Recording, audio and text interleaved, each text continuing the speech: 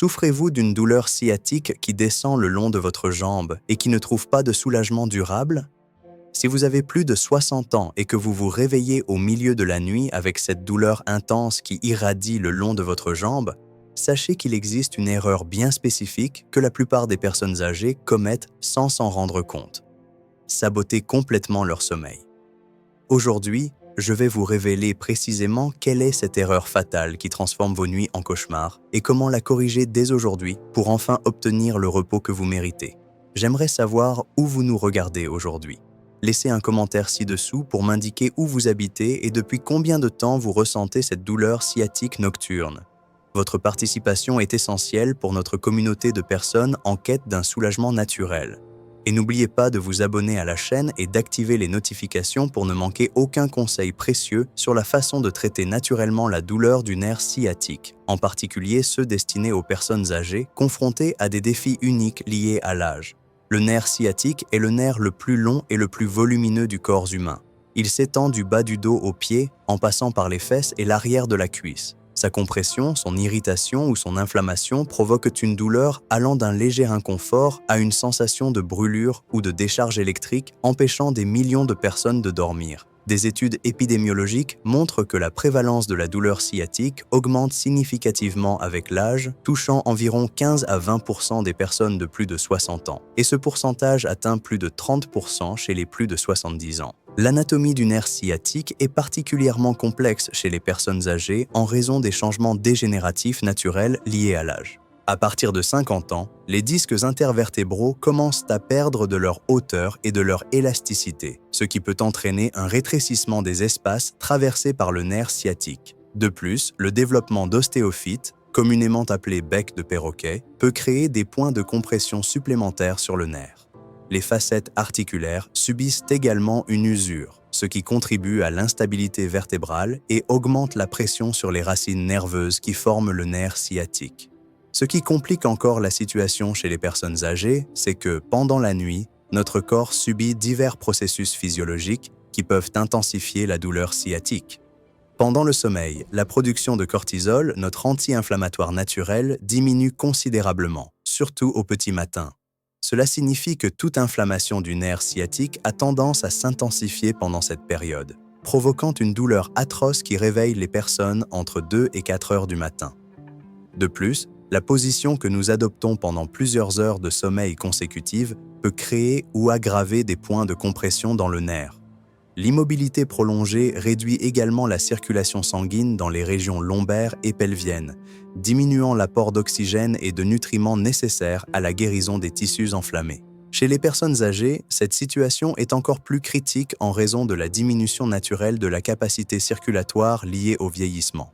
L'erreur spécifique que je vais révéler aujourd'hui est directement liée à une habitude nocturne que la plupart des personnes âgées développent involontairement, croyant faire quelque chose de bénéfique pour leur santé, mais qui crée en réalité les conditions idéales pour une irritation du nerf sciatique pendant le sommeil. Cette erreur est si courante que je la rencontre chez presque tous mes patients âgés qui se plaignent de douleurs sciatiques nocturnes.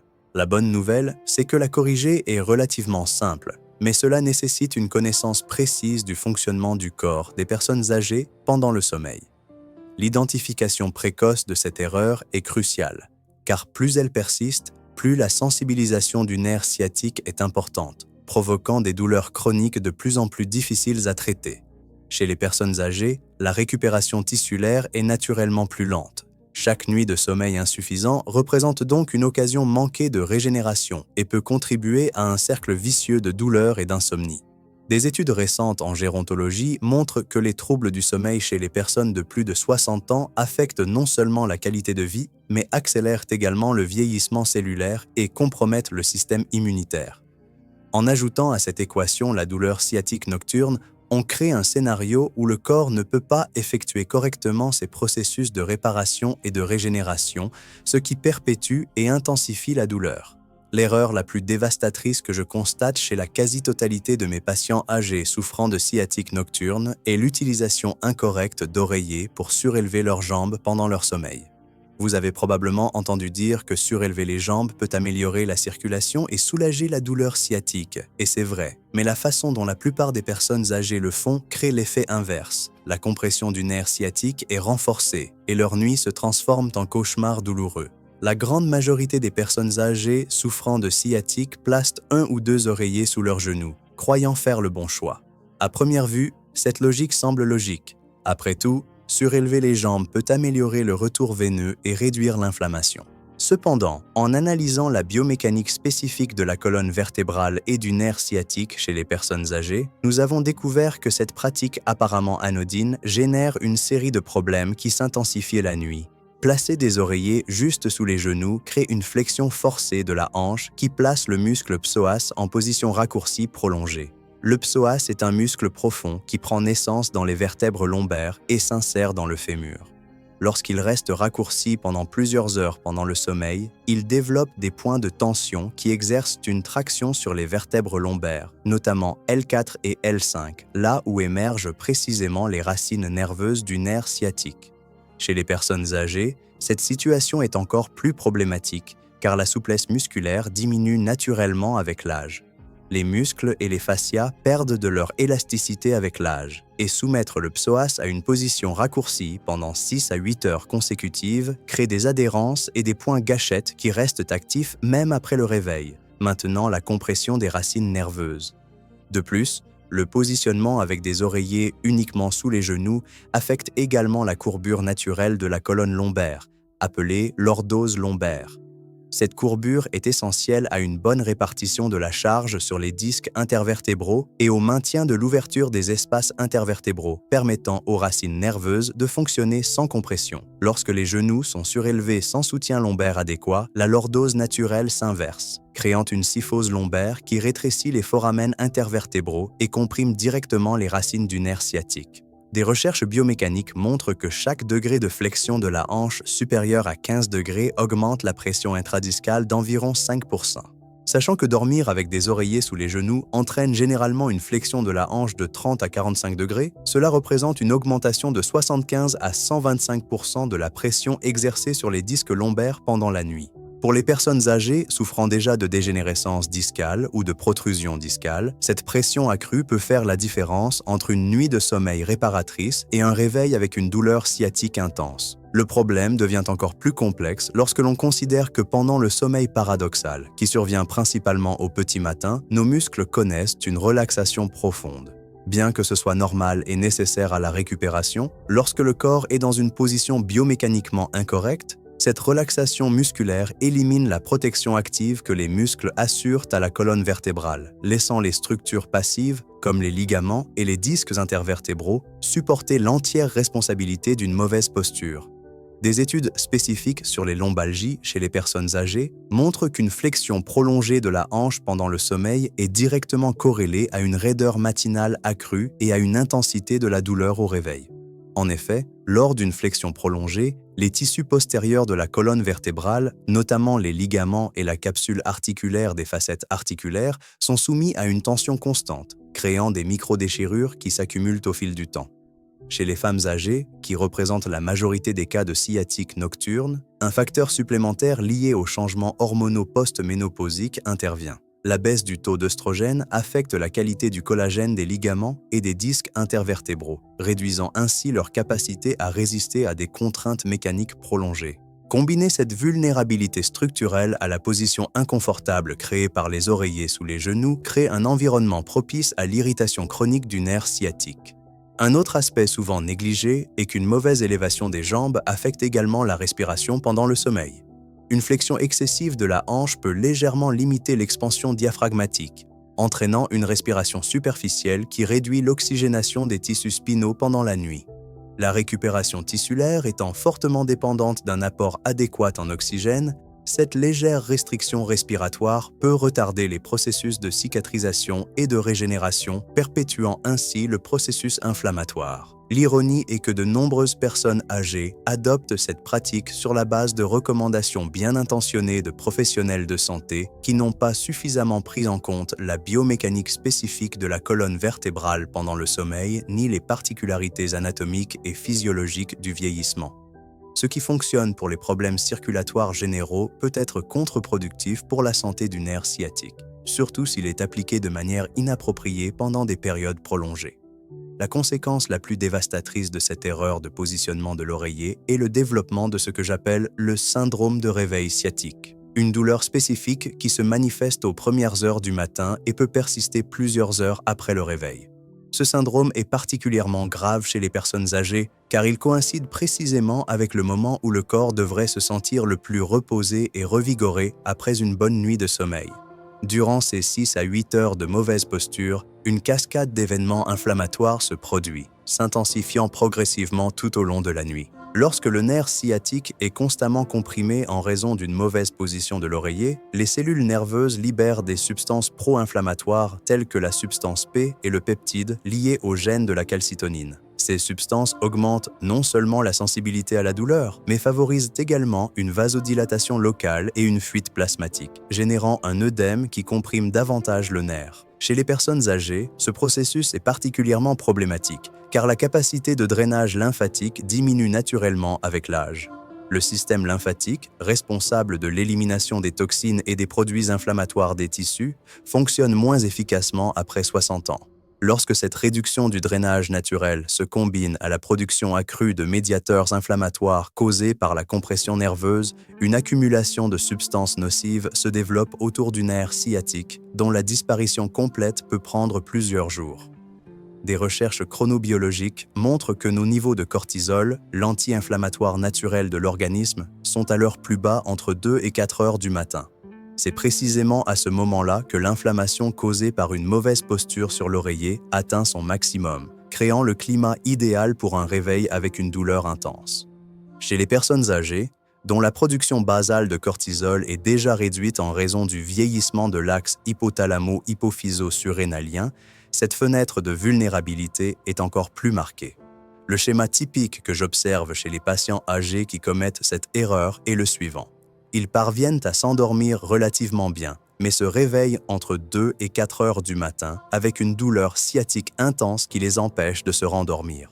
Lorsqu'ils tentent de bouger ou de changer de position, la douleur s'intensifie car les muscles et les ligaments, raccourcis depuis plusieurs heures, résistent au mouvement, ce qui entraîne une raideur douloureuse qui peut persister plusieurs heures après le réveil. Cette raideur matinale n'est pas un simple inconfort passager.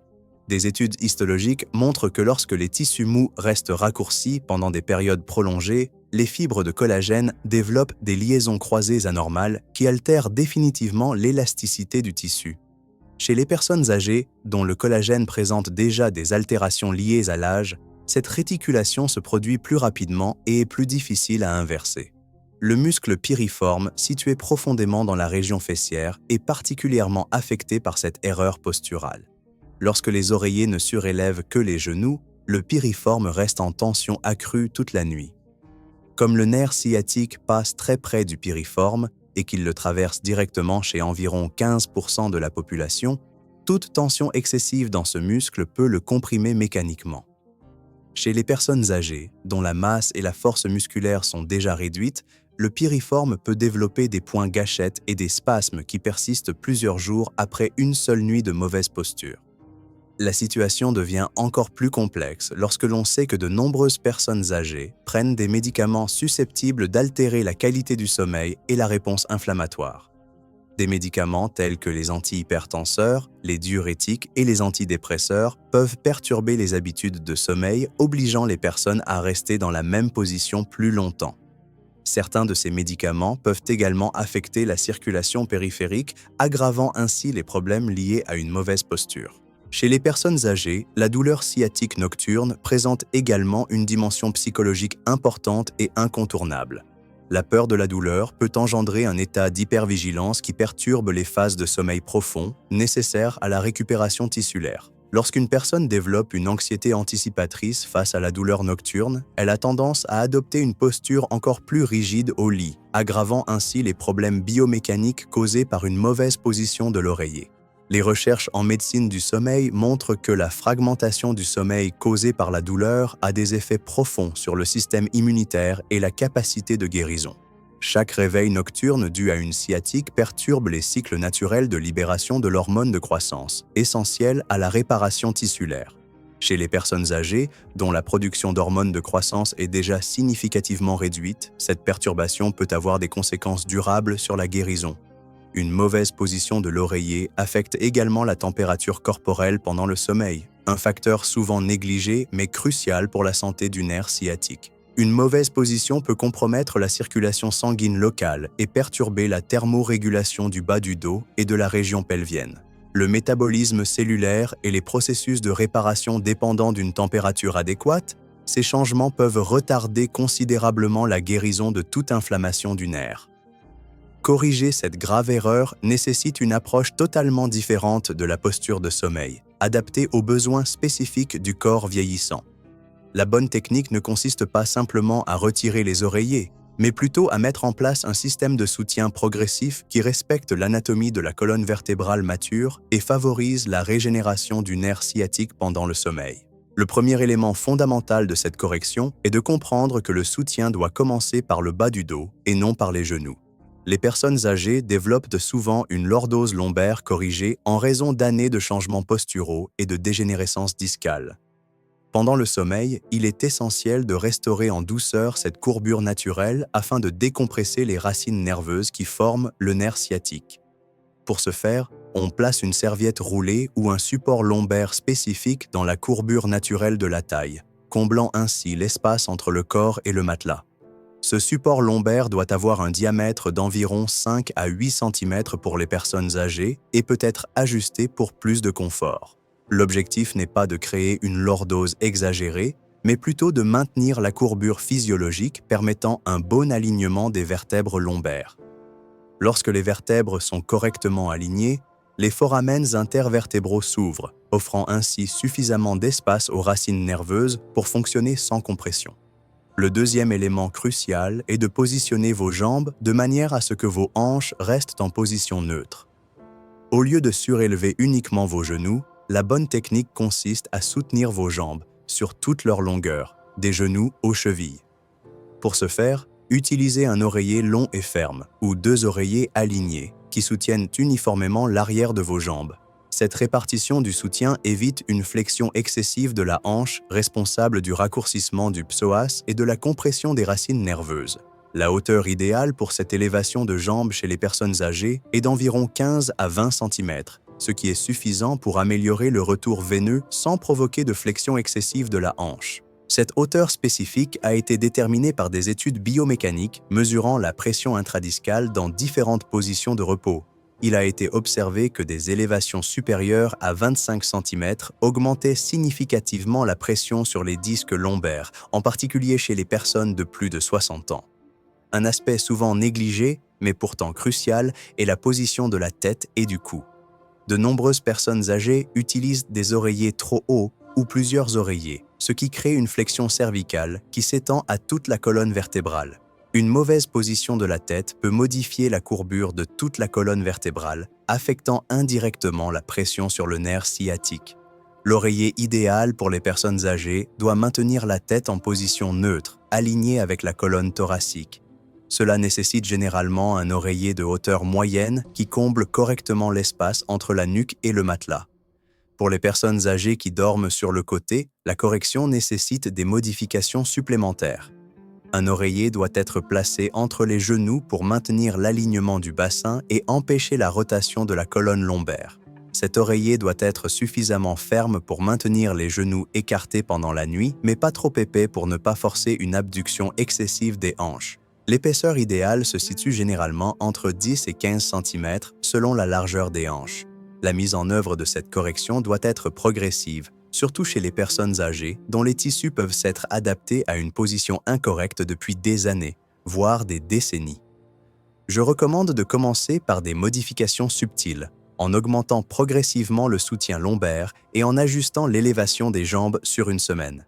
Cette approche progressive permet aux muscles et aux ligaments de s'adapter progressivement à la nouvelle position, évitant ainsi un inconfort excessif pendant la période de transition. Il est essentiel que les personnes âgées comprennent qu'une période d'adaptation de 7 à 14 jours peut s'avérer nécessaire, durant laquelle elles peuvent ressentir une gêne différente de la normale. Cela ne signifie pas que la technique est incorrecte, mais plutôt que le corps s'adapte à une position anatomiquement correcte après des années de compensation. Durant cette période, il est important de rester constant dans la nouvelle position et de ne pas revenir à la précédente, même si elle semble plus confortable au début. La qualité du matelas joue également un rôle crucial dans l'efficacité de cette correction. Les personnes âgées ont souvent besoin d'un matelas offrant un soutien ferme sans être trop rigide. Un matelas trop mou ne fournira pas un soutien adéquat pour maintenir l'alignement de la colonne vertébrale, tandis qu'un matelas trop ferme peut créer des points de pression qui gênent la circulation. Un test simple consiste à demander à la personne allongée sur le dos de glisser une main sous le bas de son dos sans créer trop d'espace. Pour renforcer les effets de cette correction, je recommande d'appliquer une légère chaleur sur le bas du dos avant de se coucher.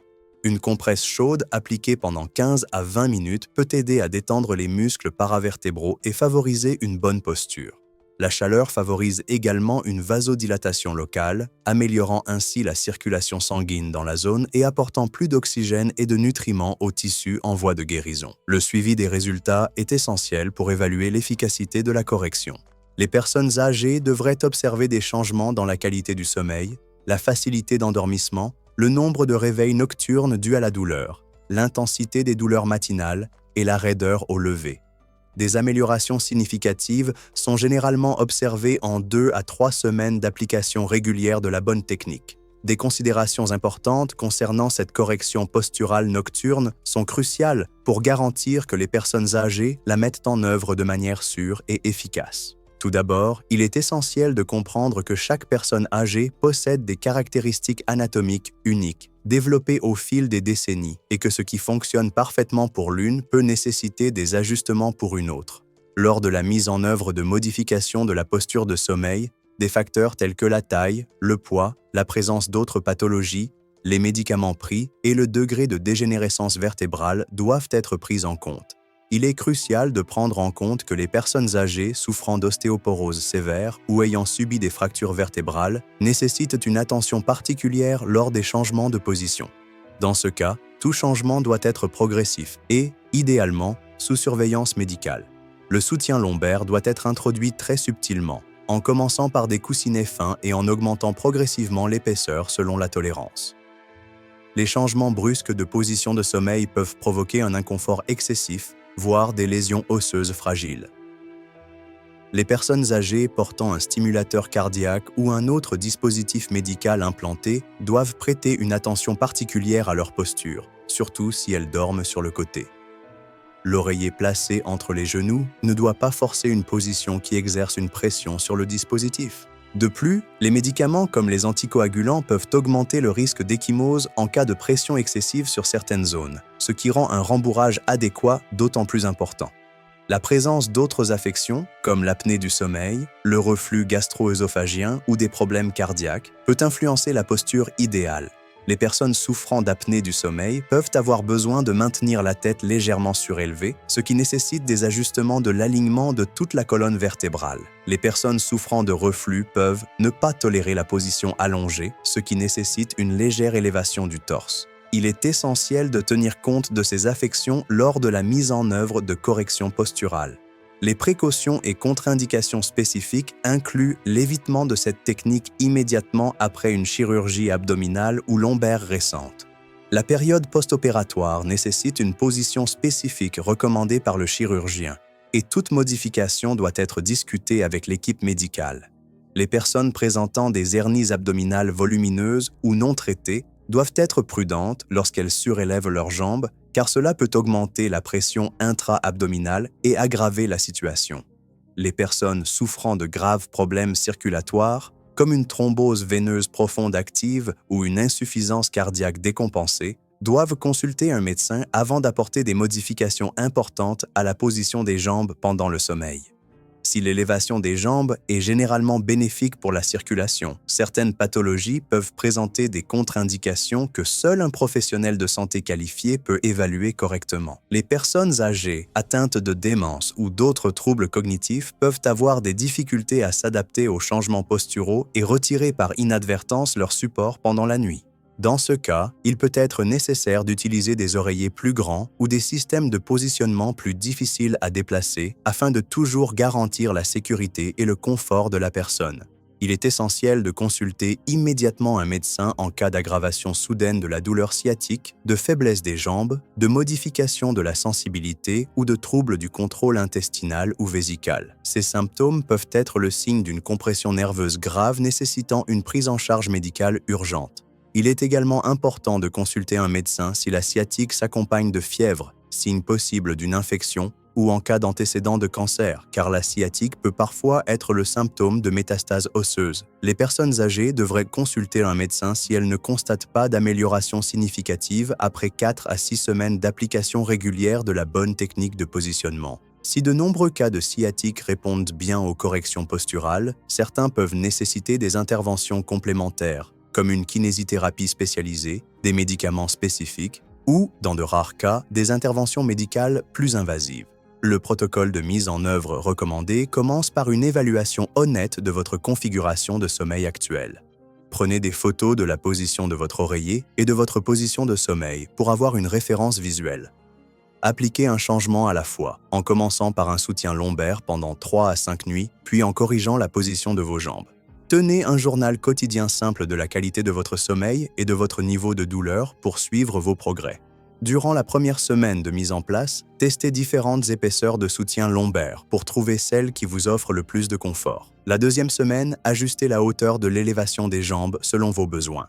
Dès la troisième semaine, vous devriez constater une amélioration constante de la qualité du sommeil et une diminution des douleurs matinales. Si l'inconfort persiste après 2 semaines, envisagez de consulter un kinésithérapeute spécialisé en gériatrie. Si vous avez trouvé cette vidéo utile, merci de la liker. Cela m'aide à comprendre quel type de contenu a réellement un impact sur la vie des personnes souffrant de douleurs sciatiques. Votre mention « J'aime » est essentielle pour que je puisse continuer à produire du contenu de qualité adapté aux besoins spécifiques des personnes âgées. Laissez un commentaire détaillé pour partager votre expérience de douleur sciatique nocturne.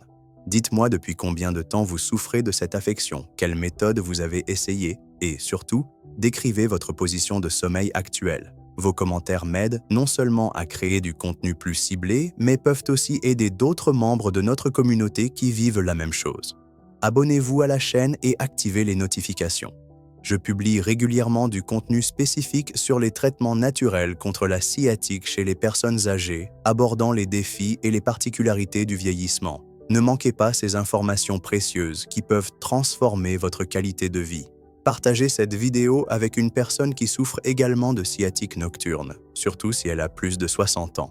Souvent, nos proches souffrent en silence de cette maladie, et cette information pourrait être le premier pas vers la solution qu'ils recherchent.